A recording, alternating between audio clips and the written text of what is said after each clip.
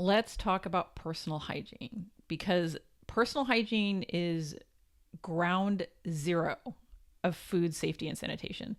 And I'm not kidding. Like, by far, more forms of foodborne illness are spread by people not washing their hands.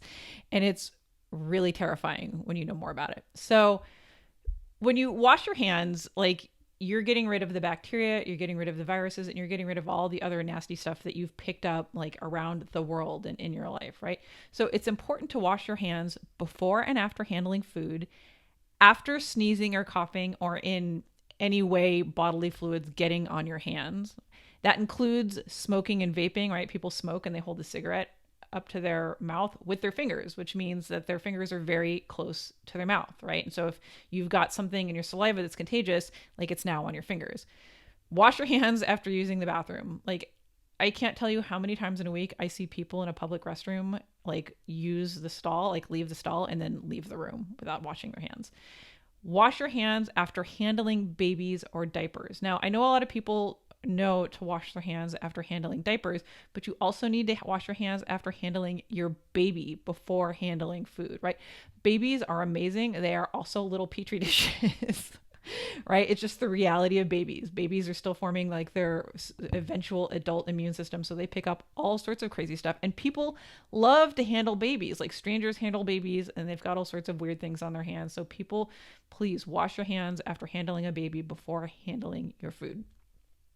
Also, wash your hands after handling pets. This is kind of a no-brainer for most people, but it's worth mentioning because a lot of people I've seen like pick up their dog or their cat and cuddle them while cooking and then go and like stir their stew, which, like, it seems okay, but then you think about the fact that that cat was like just licking his butt and then licking his paws and licking his body, and then you picked him up and then you touched your food. Kind of not great, especially if you're cooking for people with like compromised immune systems. You always want to wash your hands after using a mobile device. Now, we'll go into this in a little bit more detail, but your mobile device is filthier than you think. You're going to be surprised when we talk about this. Wash your hands after using public transportation. Like, this is something a lot of people just forget about, right? Because public transportation is just a part of our everyday life. And you get on the bus, you get on the subway, you get on whatever, and then you go about your business and you pick up a hot dog. But man, I don't know if you've ever read the studies about public transportation, the surfaces in public transportation, but if you're handling the pole or you're touching the door or you're handling that little strap that's like hanging from the ceiling, man, the stuff that is on those surfaces is terrifying. Now, and I'm going to say this because I have to. Wash your hands after picking your nose. Like, everybody goes, ew, not me, not it. But come on. Everybody, like, when you're in private, you pick at your nose. Like, we're humans. Like, as we pick at our ears, we pick at our eyes. Like, it's just the way we are. So instead of being like, I don't pick my nose, just be honest with yourself when you've got your finger like in or around your nose and wash your hands afterwards. Like, it's really not that complicated. And another thing people don't really think about is you need to wash your hands after touching your kitchen sponge. Now, a lot of studies have gone into how disgusting a kitchen sponge is. Like, it's probably one of the dirtiest things in your house besides your mobile device, right? So think about it. Your kitchen sponge is wet, and moisture creates a super friendly environment for bacteria and viruses. Like, anything that grows quickly loves to grow quickly in a moist environment. And a kitchen sponge is usually warm at room temperature. It's wet, right? Because it's like, it's wet from your sink. And it often has like food particles on it that you can't see because you've been washing out dirty dishes. So it has all of the factors necessary to grow bacteria and viruses super quickly. And trust me, just wash your hands after handling your kitchen sponge. Now, I'm going to tell you how to wash your hands. And a lot of people are going to be like, I know how to wash my hands. And I'm going to tell you that you probably don't, right? So the first thing that we get taught in restaurants and in culinary school is how to wash your hands, right? The average person gets them wet, like soaps them up for a second, rinses off, and that's it. That is not how you adequately wash your hands. That is how you wet your hands. So here is how you wash your hands for maximum safety.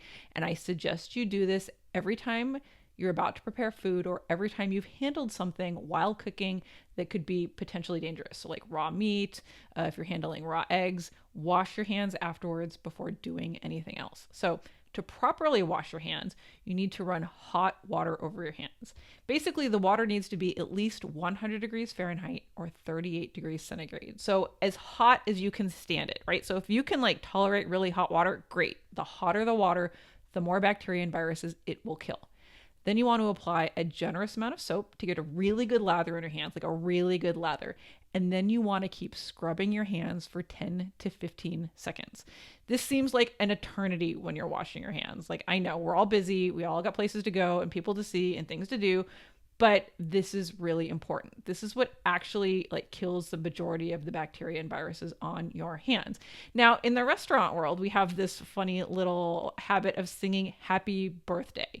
And if you sing it twice while washing your hands, just sing it quietly to yourself in your head, like that is about 15 seconds. So if you make it a rule to like kind of silently sing happy birthday to yourself twice while you're scrubbing your hands before you put them back in the water to rinse them off, you will have very clean hands. Make sure you clean underneath your fingernails and scrub out your nail beds. Like, bacteria love hiding in these places, and you would be shocked at what lives under your nails and in your nail beds. Only after you've done all of this do you rinse your hands in more hot water, right? The water that you're rinsing your hands off with should still be hot. And then you're going to dry your hands. And that seems simple enough, right?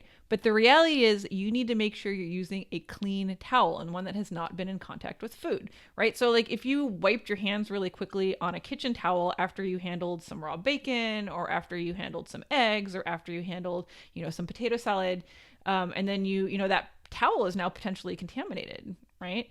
And then you go and you wash your hands and you dry your hands with that same semi-contaminated towel. Like if you're handling contaminated food, that could spread foodborne illness pretty quickly. So it's always a good idea to dry your hands with a clean towel, especially like a paper towel. Now, I'm not a big fan of paper towels because I don't like creating waste or killing trees. I try to reduce the amount of paper that I use in my life, but this is particularly important when you're cooking for people in vulnerable populations. Like I said in the last video, people who are sick, people who are elderly, people, small children, pregnant women, like you need to be very careful when cooking for these populations. And so it's always a good idea to use a clean towel.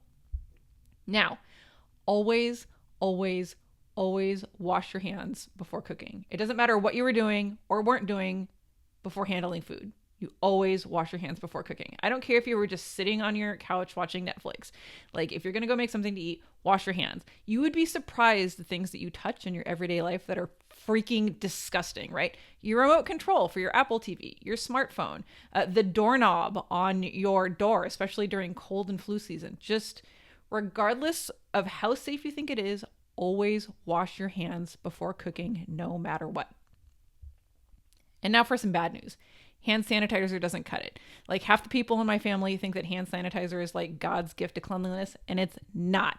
Hand sanitizer is not a replacement for washing your hands. It does not kill viruses, nor does it kill a lot of bacteria. So Purell, sorry, you can't Purell your hands and then not wash them. Like you're still putting yourself at risk. You're putting your loved ones at risk. Don't do it. Just wash your hands. And the thing about like, if you keep using hand sanitizer instead of washing your hands, you can make somebody really sick, right? A lot of people just assume that hand sanitizer is the same as washing your hands, and it's not. So don't risk it. Just actually get your hands wet, use some soap, and wash your hands. So I'm going to point this out, and pretty much everybody listening is going to be like, ew, gross. But it's worth mentioning because people do this all the time. I see them do it and they don't know they're doing it. So it's worth calling out. So when cooking, you need to keep your fingers out of your hair, out of your nose, out of your mouth. And that includes biting nails and nibbling at like your hangnails when you're anxious or you're bored waiting for something to finish cooking.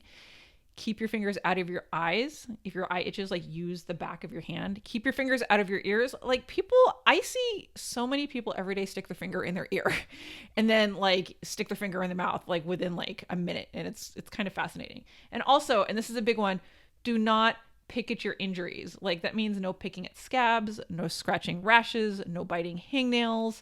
Like just don't poke at a zit. Like just leave your boo-boos alone, right? You would be surprised at how often people mess with their injuries while cooking without realizing. And so you're ending up with like full-blown bacterial contamination on your hands and then you're handling food and it's a bad scene.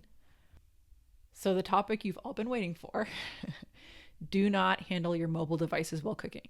Now, this is a tough one because everybody uses their mobile devices to cook from recipes on the internet, and I get it, right? It's really handy. But the truth is that mobile devices harbor more bacteria than a toilet seat. Okay? If you think about it, like toilet seats are freaking gross, but they get scrubbed and bleached out repeatedly throughout the week, at least in the public, right? And if you're at home, like you probably scrub your toilet out hopefully once a week, right? So it's been sterilized at some point. Yeah, when was the last time you sterilized your smartphone or your tablet?